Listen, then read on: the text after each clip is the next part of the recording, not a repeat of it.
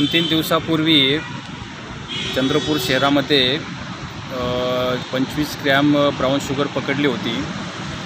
त्याच्याकडे आम्ही PCR घेऊन इंट्रोगेट केलं, तर त्यांनी तो जो ब्राऊन शुगर आहे ते नागपूरमधून एका लेडीजकडून एका मुलाकडून आणल्याचं त्यांनी कबूल केलं होतं।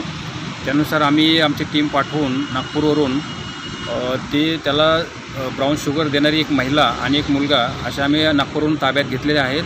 त्यांना आज कोर्टासमोर हजर करून 3 दिवसाचा PCR मिळालेला आहे आणि त्यांच्याकडून परत आम्ही आणखी अधिक माहिती काढून ते कुठून माल आणतात किंवा त्यांच्याकडे अजून काय मिळतो का ह्याबाबत आम्ही सखोल चौकशी करीत आहोत।